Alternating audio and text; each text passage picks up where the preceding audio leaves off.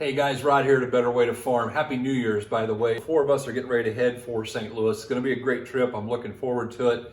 If you could just record the whole conversation, I think it'd be a real entertaining trip.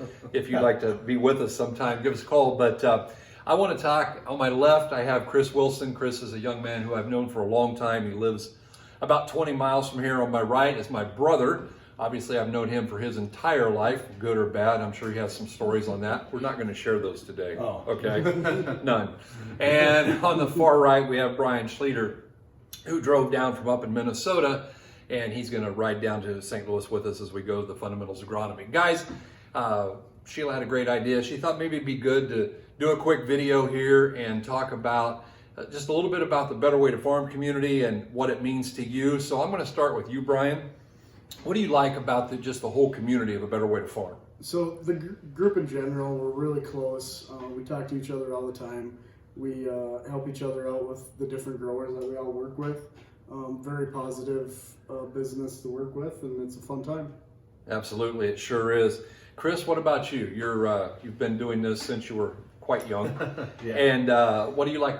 Why? What do you like about the community? Why are you hanging around? Why are you doing this? I think I agree with Brian. I mean, Brian and I talk probably 2 or 3 times a day, most days, and so I love that aspect. We're kind of just a big family-oriented team, so to speak. But the thing that really stands out to me, Rod, is I love that when we travel to these meetings and stuff, there's no secrets, and I love that about our community. And so maybe something that worked for me, I feel good about going and talking with somebody else, because our biggest thing is education, right? And Right. I feel like that's super, super important, and I love that. I feel like somewhere, elsewhere in the ag community, sometimes we get some of that, and guys are like, I don't really want to let you know totally the full information. Right. And so I love that aspect. Education's key, and we're just here to help each other out. Yeah, and I think you hit on something there, Chris, in that, and as one person, in so many areas, so many businesses, there's like a competition, and there's a competitiveness to this too. But the thing is, when Brian figures out something that works, he shares it with you. You share it with Charles, I share it with whoever, and our whole goal is to help everybody get better. I think that's one of the biggies you hit on. Charles, you've been doing this 30 years plus. Yeah. What do you like about the community? What brings you here? What keeps you here? Well, honestly, I got into it for the income, but I stayed in it for the people. And I love the fact that some of our best friends are people we've been working with for anywhere from 1 year to 30 years ago. Yep. And as you guys already said, if you have a question or you're looking for a way to move to the next level, people don't try to hoard that information. They're glad to share it with you. Instead of telling you why it won't work, they'll help you figure out a way to make it work. Absolutely. Yeah, and that's really cool. I appreciate that. Brian, talk about us. You met us. You didn't have any intentions of joining the team per se. You were going to use products and farm. What I need to know is, tell me how this has impacted your farming operation. On the farm in general was the reason I started using products and attended the Fundamentals of Agronomy training, which has changed my life on how I look at things as far as what we put into our soil and what we expect out of it when we're all said and done. It has allowed us to kind of take our destiny in our own hands. We were able to apply everything as we need to. We're not relying on somebody else to do jobs for us. We have our own sprayer, we spread our own fertilizer. It allows us to control stuff a lot better. And as far as the income side of things, it's definitely helped out a lot. Touring with these guys is a lot of fun. It's allowed me to purchase a tractor this last year. I also have a drone spraying business that's been very successful because of it too. Yeah, that's really cool. That's something else that brought into you. You ended up with a drone out of this also. Several of our guys do. Yeah. Chris, I know you guys had your best year ever. It's had to be a lot of fun to set a farm record. But how's it impacted your farming operation? Yeah, I mean, it's kind of the same thing with what Brian said. It's hard not to, because we have similar stories, we're kind of impacted similar, but when we first started, when I went to my first Fundamentals of Agronomy, we were a dry spread program. We were in Heiderson in the spring. We were already doing everything ourselves at that standpoint, but we started to learn about cleaner products. And that was the biggest turnkey for me, and it made me start asking questions. And so when we started learning about that and moving forward now, our operation is totally different. We're doing things totally different. We're doing the in-furrow liquid. We're doing the micronutrients. Now with the drone, we're doing foliar feeding in season.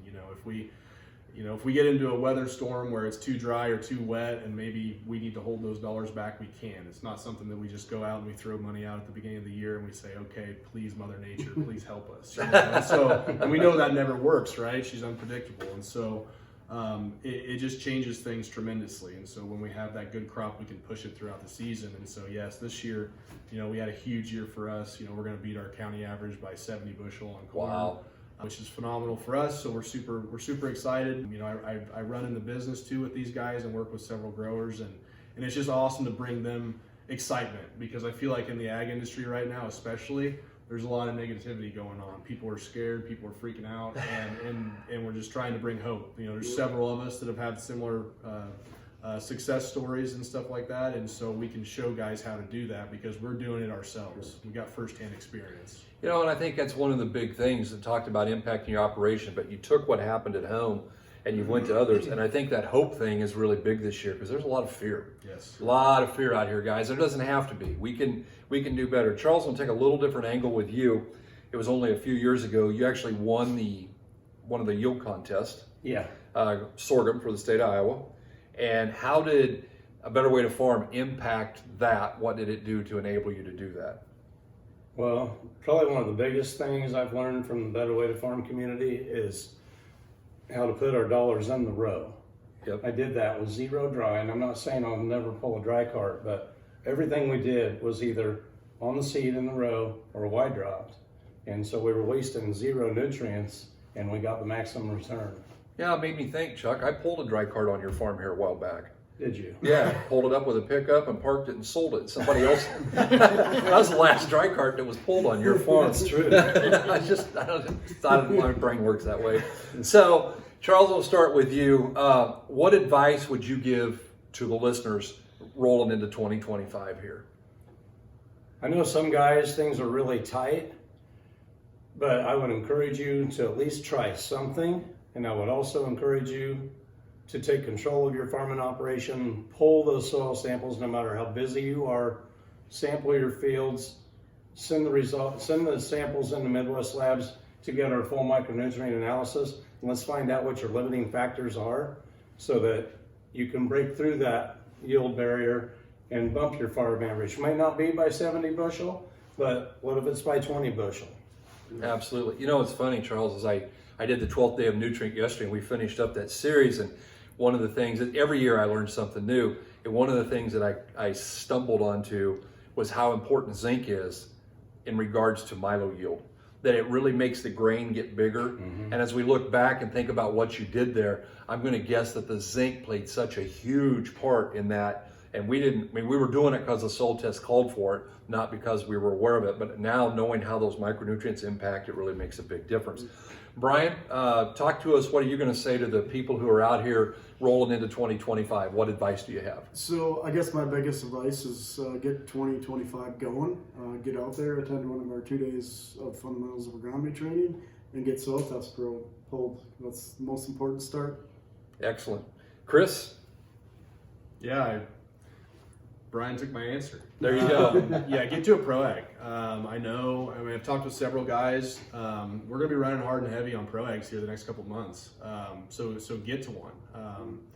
The knowledge that you're going to learn there, it's unbelievable. You know, when we joke about, it's not really a joke to us, but I mean, it's literally like trying to drink water out of a fire hydrant. It is a lot of information, but then you get access to our team too. So you come to the meeting, probably need to make another one, whether it's this year or the next year, but you're going to have access to all of us, and I think that's a huge deal too. I think that's something that the aspect of the team is huge, and so just the resources and knowledge.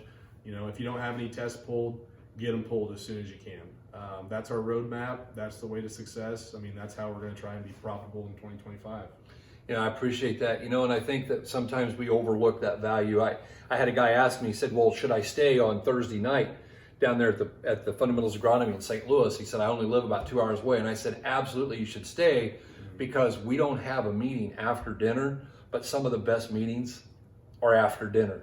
And it's that network that you develop of other people who don't want to be like everybody else, but want to be profitable, who don't want to live in fear, but want to thrive in 25. And so that's what they're going to do.